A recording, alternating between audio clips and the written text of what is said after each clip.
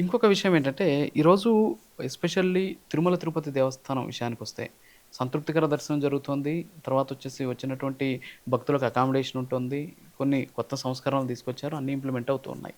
ఈ బురద జల్లేటటువంటి ప్రయత్నం కారణంగా టీటీడీ ప్రతిష్ట గూడా దిగజారేటటువంటి పరిస్థితి ఉంది. అయితే అది భక్తులు విశ్వసించరు. అది సెకండరీ అది.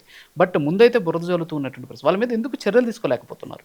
చర్యలు తీసుకుంటున్నాం. మొన్న బోర్డు మీటింగ్‌లో రెజల్యూషన్ పాస్ చేసాం. సార్. వాడేదో ఒకటి మాట్లాడి దాన్ని మనం ఖండిస్తూ పోతుంటే పుణ్యకాలం యెస్. అయిపోతుంది. యెస్.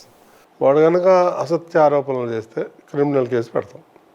జైలుకి పంపిస్తాం. అట్లాగే చేసింది ఇంక 3, 4 సార్లు చేస్తే రౌడీ షీట్ ఓపెన్ చేస్తాం. సార్. అందులో ఏమాత్రం అనుమానం లేదు. ఓకే. అంతకన్నా అత్యంతరం లేదు మాకు కూడా. అవును. ఎంతకాలం అని యెస్. యెస్. ఈ ఆరోపణలు సహిస్తాం. పడాలి? అవును. ఎందుకు? మాకేం అవసరం? పర్టికులర్గా ఏమన్నా తప్పు జరిగితే చెప్తే పలానా విషయంలో తప్పు జరిగింది అంటే జనం కూడా మెచ్చాలా. యెస్. అవును. మన ఇద్దరు మాట్లాడుకుంటే కాదు అవును. అవును. కదా. అవును. జనం ముఖాన్ని చూస్తున్నారు.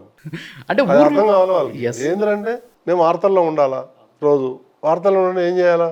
వెంకటేశ్వర స్వామి మీద పడాలి. వెంకటేశ్వర స్వామి మీద పడాలి, ఇంకేమి లేదు. అదే వేరే దాని మీద పడవచ్చు కదా. అంటే ఊర్లో ఏది జరిగినా కూడా దాన్ని తీసుకొచ్చేసి టీటీడీకి ఆపాదించడం. ఏం చెప్పుకుంటారు? అంటే అదేంటి వాళ్ళకి విజ్ఞత ఉండి మాట్లాడుతున్నారు అనుకోవచ్చు. అంతా నాస్తికులు అండి వాళ్ళు. రాడికల్ బ్యాక్గ్రౌండ్, రౌడీజం బ్యాక్గ్రౌండ్, అంతా రౌడీ గ్యాంగ్ అదంతా. వాళ్ళు చెప్పేదానికి ఏమి జనం నమ్మరు. అంటే చివరికి వాళ్ళ స్వామివారి పేపరు వాళ్ళ టీవీలో చూపించుకోవాలి. ఇంక మీలాంటి వాళ్ళు కూడా ఎవరు చూపించట్లేదు. అది అయిపోయింది, ఆ స్టేజ్ అయిపోయింది. సరే.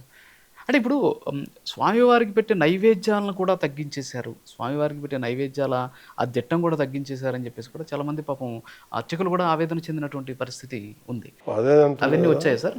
వాళ్ళ పీరియడ్లో అన్నీ జరిగినాయి. ఇప్పుడు మాత్రం స్వామివారి కైంకర్యాలన్నీ తూచా తప్పకుండా బ్రహ్మాండంగా జరుగుతున్నాయి. అందులో ఏమాత్రం డీవియేషన్ లేదు. అంటే మిమ్మల్ని ఎందుకు టార్గెట్ చేయాల్సి వచ్చింది సార్? సరే టీటీడీ పక్కన పెడదాం.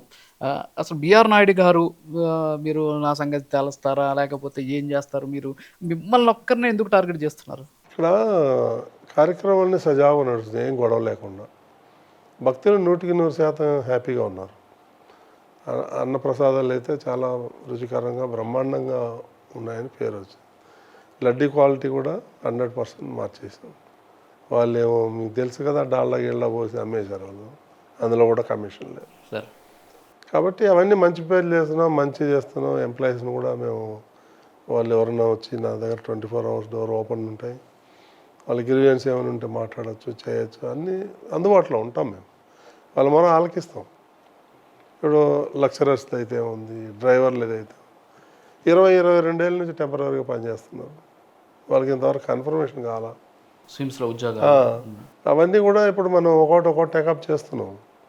స్విమ్స్లో 100 మంది డాక్టర్ని, 450 మంది నర్సుల్ని, 700 మంది 600 మంది తీసుకున్నాం. ఈ విధంగా అన్నీ డెవలప్ చేస్తున్నాం. ఆ బిల్డింగ్లన్నీ కూడా వాళ్ళు 10% కమిషన్ తీసుకొని ఇచ్చేశారు. ఓకే. ప్రతిదీ కమిషన్లే. కమిషన్ లేకుండా ఏది చేయలేదు. ఓకే. వచ్చిన అలవాటు కడతాను కూడా కమిషన్. ఓకే. ఇవన్నీ ప్రూవ్డ్ సార్? ఉన్నాయి, ఆన్ రికార్డే చెప్తున్నా, not of the record. Okay. On record. Okay.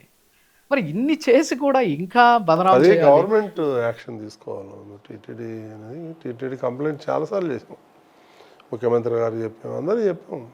Government initiate చేయాలి. ఏదో ఒక రోజు పాపం పండుద్ది. ఎస్పెషల్లీ తిరుపతి మాజీ ఎమ్మెల్యే కరుణాకర్ రెడ్డి. కరుణాకర్ రెడ్డి గారి వ్యాఖ్యలు టీటీడీ చైర్మన్ బిఆర్ నాయుడు గారి మీదనా, లేకపోతే బిఆర్ నాయుడు గారి మీదనా?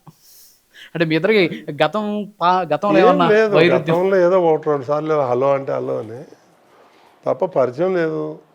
ఆయనకి మాకేం లావాదేవీలు లేవు, ఫ్రెండ్షిప్ అంతగానే లేదు.